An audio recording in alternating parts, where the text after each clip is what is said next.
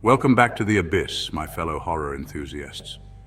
Tonight we venture into the unsettling world of shopping malls, those seemingly harmless hubs of consumerism that harbor a darker side. Join me as we unveil three disturbing true horror stories that took place within the walls and shadows of shopping malls. Turn off the lights, turn up the volume, and get ready to descend into the depths of mall horror. Our first tale takes us to a sprawling, nearly deserted mall in the heartland of America. Picture this dimly lit corridor stretching into the distance, the echo of your own footsteps the only sound. This is where we meet Sarah, a young woman with a penchant for the forgotten and abandoned. Sarah, drawn by an insatiable curiosity, stumbled upon a sealed entrance leading to what seemed like a forgotten wing of the mall. A chill ran down her spine as she noticed a flickering light emanating from behind a boarded-up storefront. The air grew heavy with the weight of neglect, the scent of dust and decay filling her nostrils. Driven by a morbid fascination, Sarah began to pry away at the decaying boards, each creak and groan amplifying the unsettling silence. Behind the boards, she discovered a dusty glass door, its surface covered in grime and cobwebs. Through the clouded glass, she could barely make out a dimly lit hallway, its floor littered with debris. The flickering light seemed to be coming from the very end of this forgotten corridor. With a mix of trepidation and excitement, Sarah pushed through the door, stepping into the abandoned wing. The air inside was stagnant and heavy, thick with the silence of decades.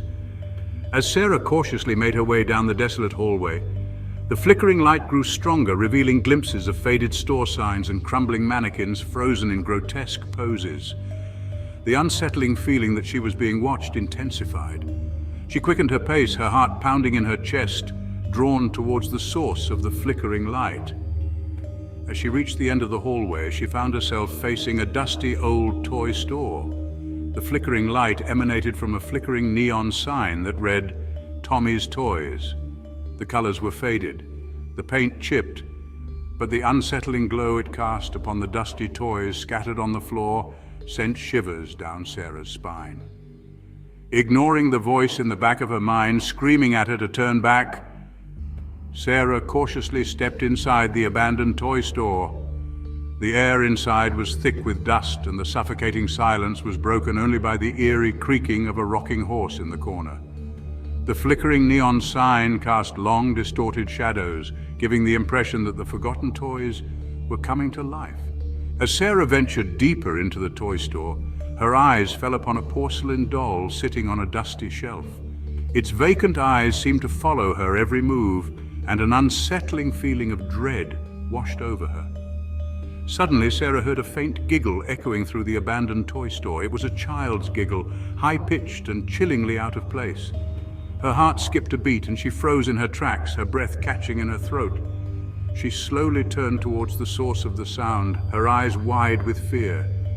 The giggle seemed to be coming from the back of the store, near a shelf overflowing with stuffed animals. With trembling hands, Sarah slowly made her way towards the back of the store, each step amplified by the deafening silence. As she peered over the shelf of dusty teddy bears and forgotten plush toys, she noticed a small antique music box. It was intricately carved and adorned with faded painted roses, and it was the source of the chilling giggles. The music box was slowly winding down, its haunting melody fading with each passing second. Our next tale takes us to the dead of night, the witching hour when most shoppers are sound asleep and the mall is shrouded in an eerie silence. This is the time when shadows dance in the moonlight, filtering through the skylights, and the silence is broken only by the hum of vending machines and the distant echo of cleaning equipment. It's during these graveyard shifts that the true nature of the mall reveals itself, and for one security guard, the experience would be unforgettable. Meet Frank, a seasoned security guard who had seen his fair share of strange occurrences during his late-night patrols. Frank had always been a skeptic when it came to ghost stories, dismissing them as mere figments of overactive imaginations, but tonight, his skepticism would be put to the test. As Frank made his rounds, his flashlight cutting through the darkness, he couldn't shake off an uneasy feeling. The air felt heavy, charged with an unseen energy that sent shivers down his spine. He dismissed it as fatigue, the result of too many late-night shifts spent patrolling the desolate corridors of the mall. But deep down, a primal instinct warned him that something was amiss. He continued his patrol, the rhythmic click of his boots echoing through the silent corridors, passing by darkened storefronts with mannequins staring blankly from behind locked gates. As he rounded a corner near the food court, he noticed something out of place. A faint light emanated from within a closed bakery, its warm glow spilling out onto the polished floor. Frank frowned, his grip tightening on his flashlight. He distinctly remembered checking that bakery just an hour ago, and he was certain he had locked the gate himself. Cautiously, he approached the bakery, his hand hovering over the pepper spray on his belt. He peered through the glass front, his eyes scanning the interior. The light seemed to be coming from the kitchen area, where shadows danced and flickered. Taking a deep breath, Frank unlocked the gate and stepped inside, the metallic clang of the gate breaking the eerie silence. He drew his flashlight, its beam slicing through the darkness as he moved towards the kitchen, his senses on high alert. The bakery was eerily silent, the air thick with the sweet, lingering aroma of freshly baked bread. As he approached the kitchen entrance, he heard a soft humming coming from within. The humming grew louder as he got closer, and Frank's grip tightened on his flashlight. He quickly pushed open the swinging door, his flashlight illuminating the kitchen. There, standing in the center of the kitchen, was a figure. It was a woman, her back to Frank, dressed in a long, flowing white dress. Chapter 3. Our final tale takes us out of the confines of the mall itself and into the sprawling expanse of the parking lot, a place where shadows stretch and distort under the dim glow of streetlights. For a group of friends, what began as a late-night shopping trip would turn into a harrowing encounter they would never forget.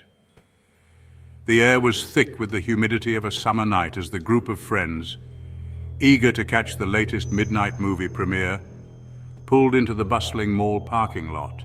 Excitement filled the air, their laughter echoing through the night as they searched for a parking spot closer to the theater entrance.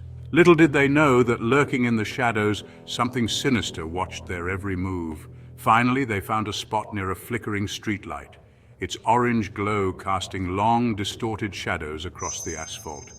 As they piled out of the car, their chatter and laughter masked the subtle feeling of unease that settled over them. Unbeknownst to the friends, a pair of eyes gleamed from the darkness of a nearby van, its windows tinted black, concealing the occupant within.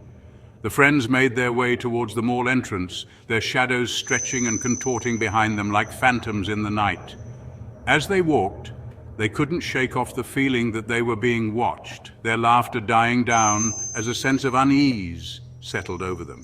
The hairs on the back of their necks stood on end and their pace quickened. They exchanged nervous glances, each trying to mask their growing fear. Suddenly, the distinct sound of heavy footsteps echoed behind them, slow and deliberate, like a predator stalking its prey. Their laughter ceased, replaced by the panicked thumping of their hearts. They dared not turn around, their eyes fixed on the brightly lit entrance of the mall, now just a few yards away. The footsteps grew louder, closer, and the friends exchanged terrified glances. They knew they had to run for it. With a burst of adrenaline, they broke into a desperate sprint towards the mall entrance, their backpacks bouncing against their backs. The footsteps behind them quickened, matching their pace, the heavy thudding fueling their terror. As they ran, they could hear the sound of heavy breathing behind them, close enough to feel the heat of their pursuers' breath on their necks. They didn't dare look back, their minds racing with images of the horrors that might be chasing them. Reaching the entrance, they slammed through the glass doors, their bodies colliding with the unsuspecting shoppers inside. They stumbled to a stop, gasping for breath, their eyes wide with terror as they turned to see if their pursuer had followed them. Thank you for joining me tonight, my fellow night owls, as we explored the unsettling side of shopping malls. If you enjoyed these tales of terror, be sure to give this video a thumbs up and subscribe to my channel for more spine-chilling content. Share your own eerie mall encounters in the comments below if you dare. Until next time, remember, the things that go bump in the night might just be closer than you think.